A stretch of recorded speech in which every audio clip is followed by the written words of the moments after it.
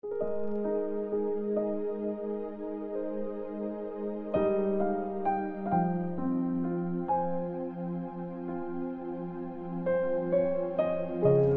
chapter 17.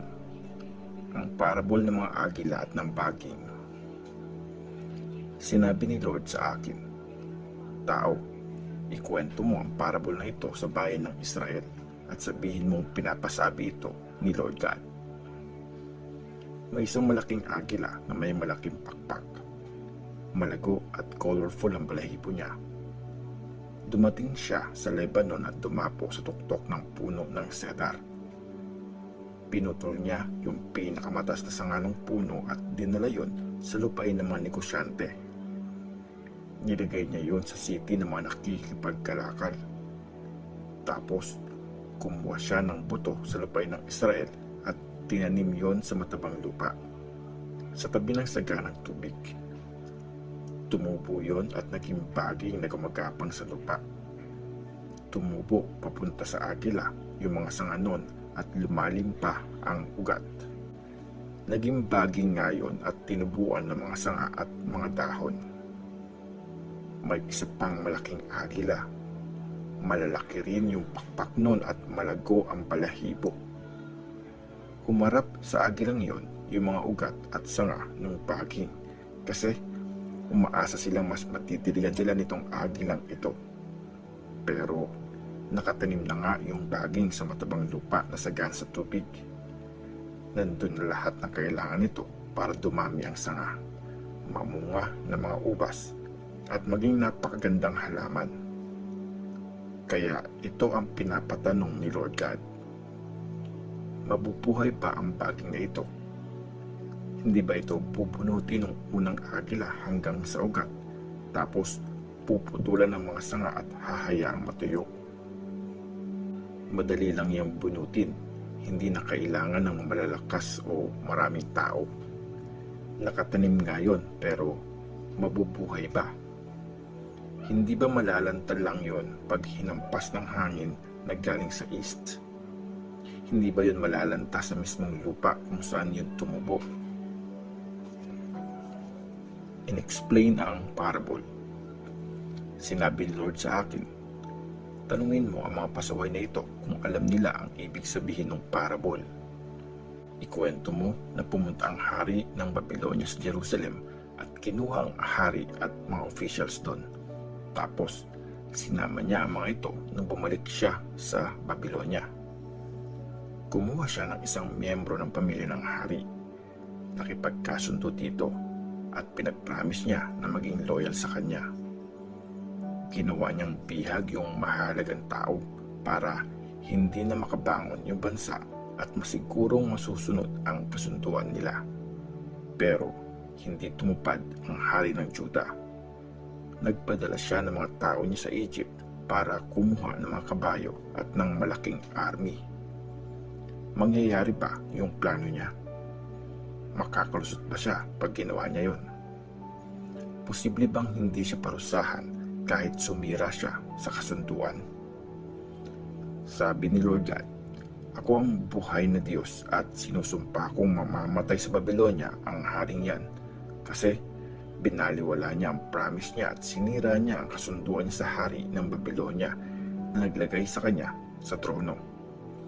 Hindi siya matutulungan ng hari ng Egypt at ng malaking army nito pag nag-umpisa na ang Babylonians na gumawa ng rampa at magtambak ng lupa sa gilid ng mga pader para pumatay ng maraming tao.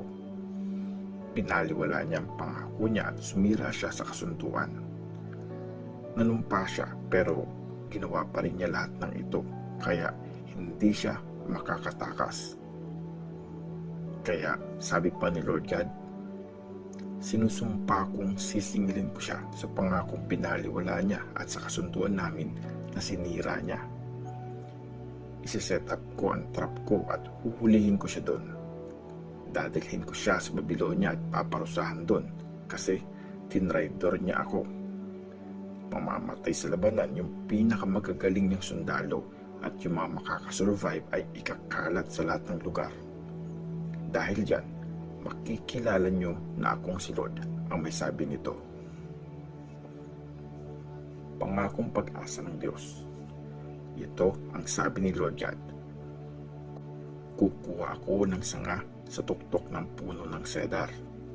Puputulin ko yung bagong tubong sanga doon. Ako mismo ang magtatanim doon sa bundok. Itatanim ko sa pinakamataas na bundok ng Israel. Tutubuan yon ng mga sanga at mamumunga at magiging napakagandang puno ng cedar. Titira doon ang iba't ibang klase ng ibon, iba't ibang mga hayop sa lilim niya, sisilong. Makikilala ng lahat ng puno na ako si Lord. Pinuputol ko ang matataas na puno at ang maliliit, pinapatayog ko. Hinahayaang malanta, mga punong madahon.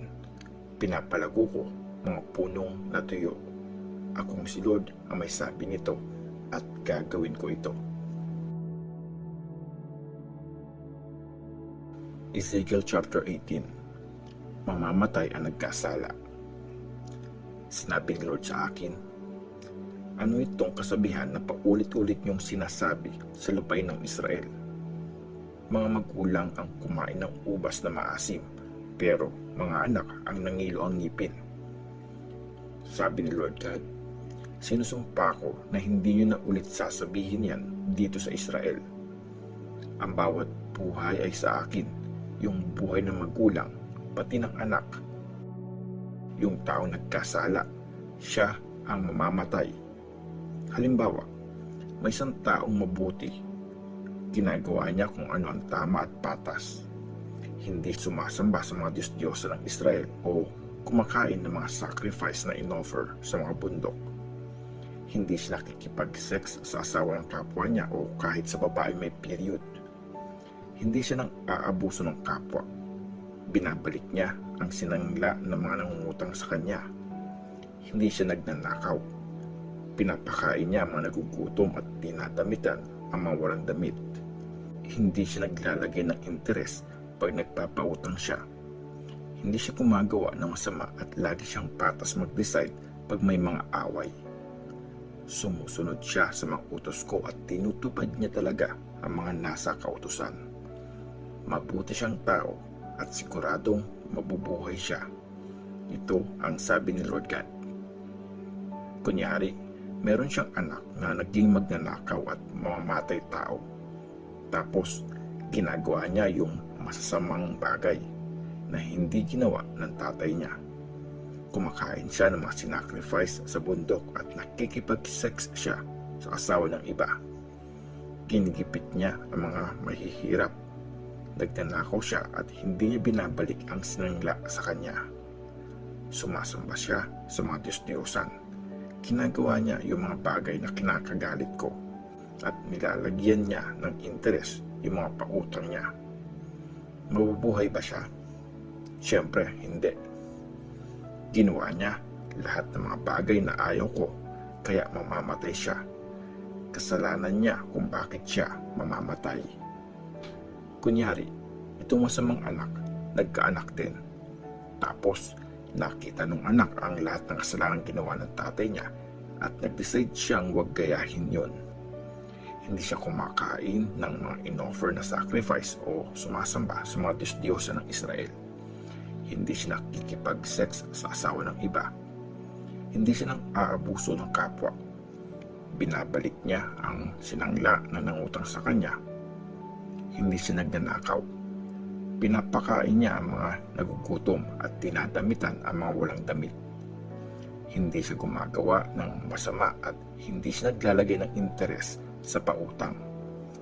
Sinusunod niya ang kautusan at tinutupad niya ang mga utos ko.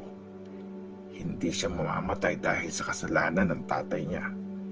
Mabubuhay ang taong ito. Pero yung tatay, since nang abuso ng kapwa, nagnakaw at hindi naging mabuti sa mga kababayan niya, siguradong mamamatay dahil sa sarili niyang mga kasalanan. Pero itatanong niyo, bakit hindi madadama yung anak sa kasalanan ng tatay niya? Ganito kasi yan. Tama at mabuti ang ginagawa ng anak. Sinusunod niyang mabuti ang lahat ng mga utos ko. Kaya siguradong mabubuhay siya. Yung taong nagkasala, siya ang mamamatay. Hindi pagbabayaran ng anak ang kasalanan ng tatay niya. Hindi rin pagbabayaran ng tatay ang kasalanan ng anak niya. Bibigyan ng reward ang mabuting tao dahil sa mabuting ginawa niya at magdudusa ang masama dahil sa kasamaan niya. Pag may masamang tao na tumigil na sa paggawa ng kasalanan, tapos sumusunod na siya sa mga kautusan at ginagawa na niya ang tama at mabuti, hindi siya mamamatay. Siguradong mabubuhay siya. Makakalimutan na ang lahat ng nagawa niyang kasalanan. Mabubuhay siya kasi ginawa niya ang tama. Palagay niyo ba na i-enjoy ko makita na mamatay ang masasamang tao? Tanong ni Lord God. Hindi. Mas gusto kong talikuran nila ang kasalanan nila at mabuhay sila. Pero pag may mabuting tao na tumigil sa paggawa ng mabuti, tapos nagkakasala na siya at ginagawa na rin niya yung mga nakakagalit na kasalanan ng masasamang tao, palagay niyo ba mabubuhay siya? Hindi.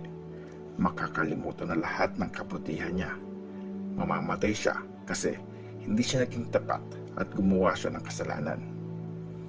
Pero sasabihin niyo naman, unfair yung ginagawa ni Lord. Makinig kayo, bayan ng Israel. Ako ba yung hindi patas? Di ba? Kayo nga itong gumagawa ng mali.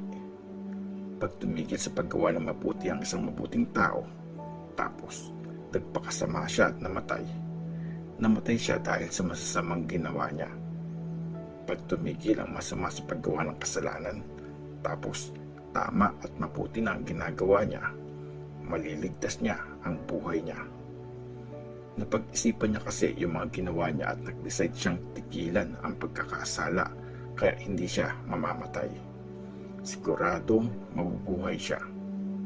Pero sasabihin pa rin ng bayan ng Israel, hindi patas ang ginagawa ni Lord. Israel, tingin niyo ba unfair ako? Di ba kayo nga yung gumagawa ng mali? Sabi ni Lord God, hahatulan ko kayo, bayan ng Israel, base sa mga ginagawa niyo. Magsisi na kayo at talikuran niyo ang lahat ng kasalanan niyo bago pa kayo mapahamak dahil dyan. Tigilan niyo na yung mga kasalanan niyo at magbago na kayo ng puso at isip. Bakit gusto niyo mamatay, bayan ng Israel? Ayokong may mamatay sa inyo, sabi ni Lord God. Kaya talikuran niyo ang mga kasalanan niyo para mabuhay kayo. Ezekiel chapter 19. Ang kanta ng pagluluksa. Sinabihan ako ni Lord na kumanta ng pagluluksa para sa 2 leader ng Israel. Parang babaeng layon ang iyong ina.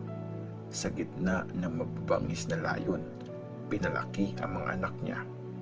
Isa sa mga anak niya, kanyang tinuruan, at ito ay naging mabangis na layon. Natuto itong manghuli at manlapa ng mga tao. Nabalita sa mga bansa ang tungkol sa kanya, kaya hinuli siya sa mga patibong nila. Kinabitan siya ng mga hook, kinaladka papuntang Egypt. Hinintay siyang bumalik ng nanay niya hanggang sa mawalan ito ng pag-asa. Kaya isa pa sa mga anak niya, kanya ding tinuruan. Lumaki din ito, naging mabangis na layon. Nagpagala-gala siya kasama ng ibang layon. Natuto siyang manghuli, manlapa ng mga tao. Pinagsisira niya ang mga kuta. Winasak pati mga bayan. Buong bayan ay nanginginig. Pag-atungal niya ay naririnig. Nagkaisa ang mga bansa laban sa kanya. Nanggaling sila sa kung saan-saan. Mga lambat nila kanilang inilatag at nahuli siya sa ginawang bitag. Kinabitan siya ng mga hook. Nilagay siya sa kulungan. Dinala sa hari ng Babylonia. Mahigpit siya dong pinabantayan, kaya tinig niya di na ulit napakinggan sa mga bundok sa Israel. Parang puno ng ubas ang iyong ina na nakatanim sa tabi ng tubigan. Dumadaloy ang tubig na sagana kaya mabunga ito at madaming sanga. Matitibay nitong sanga, naging scepter ng hari. Lumaki ito, umabot hanggang ulap. Naging madahon at sobrang taas, kaya kitang-kita siya ng lahat. Pero dahil sa galit, binunot siya. Siya ay tinapon, hinagi sa lupa. Sa init ng hangin sa desert, natuyo ang mga bunga. Nalanta at nasunog, matitibay na sanga. Ngayon, sa desert nakatanim siya, sa tuyo at sa tigang na lupa. Sa mga tangkay nito, nagsimulang umapoy. Ang mga sanga at bunga, nilamon at natupok. Ni isang sangang matibay, walang natira. Scepter ng hari, di na magagawa. Ito ay isang kanta ng pagluluksa at paulit-ulit itong kakantahin.